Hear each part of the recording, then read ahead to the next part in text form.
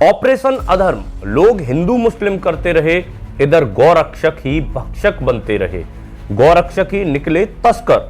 खुफिया कैमरे पर गौरक्षकों का कबूलनामा, पुलिस की मिलीभगत से करते हैं उगाही। आज तक की एक खास पड़ताल में चौंकाने वाला सच का खुलासा हुआ है। खुफिया कैमरे पर पता चला है कि किस तरह गौरक्षकों का समूह रात में मवेशियों को ले जा रहे वाहनों पर हमला करने के लिए बंदूकों का इस्तेमाल करता है। रोहतक के गौरक्षक दस्ते के नेता रमेश कुमार ने कबूल किया कि उनका गिरोह स्थानीय पुलिस में बेईमान तत्वों की मिलीभगत से काम करता है। नमस्कार दोस्तों, मेरा नाम है शीलेंद्र कुमार और आप देख रहे हैं सूचना क्रांति। दोस्तों, हरियाणा के भिवानी जिले में एक जली हुई बोलेरो से मिले जुनैद और नासिर के जले हुए शवों की खबर ने देश में हड़कंप मचा दिया था। ये मामला 16 फरवरी का था। दरअसल राजस्थान के भरतपुर जिले के रहने वाले 32 वर्षीय जुनैद और 28 वर्षीय नासिर के परिजनों ने एक दिन पहले 15 फरवरी को पुलिस में शिकायत दी थी। इसमें नासिर और जुनैद के अपहरण और उनके साथ मारपीट का आरोप लगाया गया था। धीरे धीरे इस मामले में कई खुलासे हुए।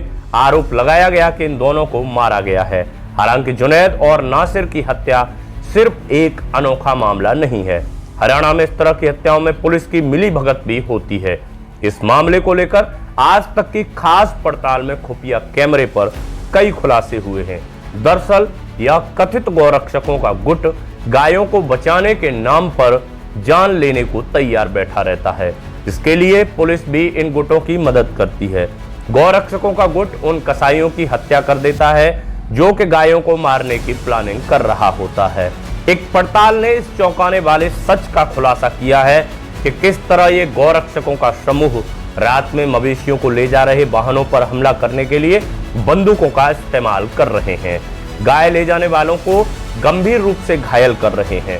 रोहतक के एक गौरक्षक दस्ते के नेता रमेश कुमार ने कबूल किया कि उनका गिरोह स्थानीय पुलिस में बेईमान तत्वों की मिलीभगत से काम करता है।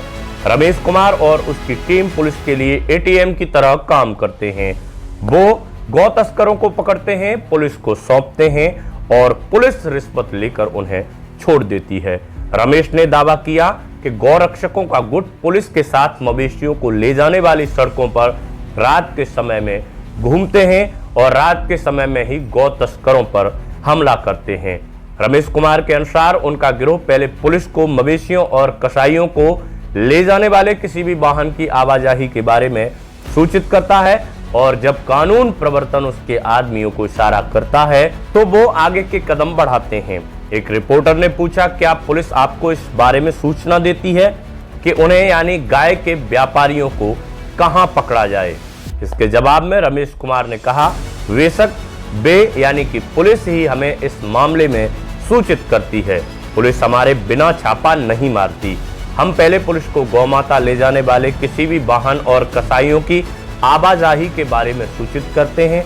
जब तस्करी बढ़ जाती है तो हम इस ओवरफ्लो को रोकने के लिए पुलिस के इशारे पर ही काम करते हैं। पलवल के एक गौरक्षक रवि पुजारी ने खुलासा किया कि कैसे उसके आदमी पंप गन का उपयोग करके रात में पशुओं के वाहनों पर हमला करते हैं। अगर हम यहाँ खड़े हैं और हमें इस तरह के नंबर वाले वाहन के बारे में कोई सूचना मिलती है तो हम स्पाइक्स का प्रयोग करके इसके टायरों की हवा निकालने की कोशिश करते हैं। अगर वाहन नहीं रुका तो हम उस पर गोली चला देते हैं। रवि पुजारी ने कहा, मेरी पंप गन 8 शॉट फायर कर सकती है। मैं इसे एक बार में खाली कर देता हूं। पुजारी ने आगे स्वीकार किया कि उसके गिरोह ने इस तरह के घातक छापे मारने के लिए अवैध हथियारों का स्टॉक किया है। तो उसने आगे कहा, हमें किसी लाइसेंसी हथियार की जरूरत नहीं है। हम अवैध हथियारों के साथ उनका सामना करते हैं। एक बार गोली मारने के बाद यह कहीं भी वार कर सकता है। यह वाहन को टक्कर मार सकता है, यह किसी और को भी मार सकता है। इसके अलावा नूह के एक गौरक्षक ठाकुर मनीष ने स्वीकार किया कि पशु ट्रांसपोर्टरों पर उनके हमले भीड़ को न्याय दिलाने के लिए भी जरूरी है। मनीष ने कबूल किया, हमारे द्वारा किए गए हमले में एक आदमी तो अब तक मर चुका है। हमने उस पर 6 महीने पहले हमला किया था, 1.5 महीने पहले उसकी मौत हो गई।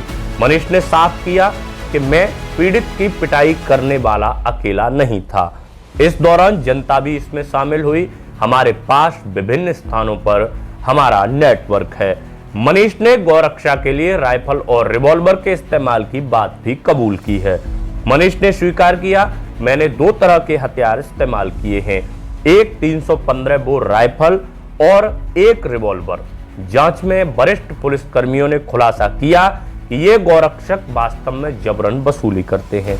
हरियाणा के नूह के फिरोजपुर झिरका में डीएसपी सतीश कुमार ने कहा कि गौरक्षक पशु व्यापारियों को ब्लैकमेल करने पर उतारू हैं। सतीश कुमार ने आगे कहा, अगर आप मुझसे पूछें तो वो ब्लैकमेलर हैं। वे एक मवेशियों से भरा वाहन पकड़ते हैं, सौदा करते हैं, जब उन्हें अपना पैसा मिल जाता है तो वो इसे जाने देते हैं। डीएसपी ने आगे कहा, यदि कोई मवेशी वाहन ला रहा है तो ये उससे पैसे कमाते हैं, किसी से 10,000, किसी से 20,000 और किसी से 50,000 रुपए तक वसूलते हैं और फिर उन्हें जाने देते हैं। असल में ये गुंडे हैं। डीएसपी ने यह भी स्वीकार किया कि पुलिस उनके खिलाफ उस तरह से कार्यवाही नहीं करती जैसा उन्हें करना चाहिए। उन्होंने स्वीकार किया कि पुलिस कार्यवाही के बजाय गौरक्षकों का पक्ष लेती है। सतीश कुमार ने आगे बताया, वो हमारे लिए कानून व्यवस्था बिगाड़ने जैसी स्थिति पैदा करते हैं, यहाँ तक कि वो हमारे साथ न होते हुए भी छापेमारी करते हैं। वो लाइसेंसी हथियार रखते हैं। रिपोर्टर ने पूछा, क्या होगा अगर वे किसी को पीटते हैं और पीड़ित को पुलिस स्टेशन लाते हैं? आप अदालत के सामने इस मामले को कैसे पेश करते हैं? इस पर सतीश कुमार ने जवाब दिया, हम पीटे गए लोगों के मामलों को स्वीकार नहीं करते। यह पैटर्न हरियाणा के अन्य हिस्सों में सामान्य है। राज्य के फरीदाबाद जिले के धौज में एडिशनल एसएचओ धर्मवीर सिंह ने भी पुष्टि की कि कैसे गौरक्षक मवेशी ट्रांसपोर्टरों पर हमला करते हैं, उन्हें बेरहमी से पीटते हैं और फिर उन पीड़ितों को पुलिस के पास लाते हैं। एडिशनल एसएचओ धर्मवीर सिंह ने कहा, कुछ गौरक्षक सेवा करते हैं लेकिन यह पूरी तरह से सेवा नहीं है, वो हिंदू मुस्लिम के नाम पर बहुत कुछ कर रहे हैं। रिपोर्टर ने पुलिस अधिकारी से पूछा तो पुलिस खुद को असहाय महसूस करती नजर आई। इस सवाल पर धर्मवीर सिंह ने स्वीकार किया, पुलिस बेबस है, हम हिंदू हैं, अगर हम मुसलमानों का पक्ष लेते हैं तो हमें देशद्रोही करार दिया जाता है, लेकिन अगर हम उन्हें गौरक्षकों को देखें तो हम अपना काम ईमानदारी से नहीं कर रहे हैं। पुलिस अधिकारी ने खुलासा किया कि कैसे हमले में घायल हुए मवेशी ट्रांसपोर्टरों को कई दिनों तक अवैध हिरासत में रखा जाता है। जब वो गिरफ्तार हो जाते हैं तो उनके खिलाफ मामले दर्ज किए जाते हैं। उन्होंने आगे कहा, हम पीड़ितों को जाने नहीं देते, लेकिन जब तक वे ठीक नहीं हो जाते तब तक तुरंत मामला दर्ज नहीं करते हैं। यह अंदर की जानकारी है। हमने उसे 2-3 दिन के लिए हवालात में डाल दिया, लेकिन रिकॉर्ड से बाहर। हम उस समय इसे गिरफ्तार नहीं दिखाएंगे, हम इसे कागजों में बाद में गिरफ्तार दिखाते हैं। गौरतलब है कि जुनैद और नासिर की हत्या के 9 आरोपियों में से 8 आरोपी अब भी फरार हैं। इससे पहले 6 मार्च को राजस्थान पुलिस ने हरियाणा से संबंधित सभी वांछित संदिग्धों की गिरफ्तारी के लिए सूचना देने वाले हर शख्स को 5,000 रुपए के इनाम की पेशकश की है। इन 9 आरोपियों की पहचान नूह के रहने वाले अनिल और श्रीकांत के रूप में हुई है। इनके अलावा कैथल से कालू, करनाल से किशोर और शशिकांत, भिवानी से मोनू और गोगी और जिंद से विकास इस मामले में आरोपी हैं। अभी तक सिर्फ एक संदिग्ध गौरक्षक रिंकू सैनी को हिरासत में लिया गया है। तो दोस्तों, ये थी गौरक्षकों की काली करतूतों की कहानी।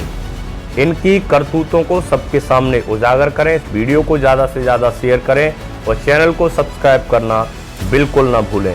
चलिए मिलते हैं फिर अगले वीडियो में एक नए टॉपिक के साथ। तब तक के लिए जय हिंद।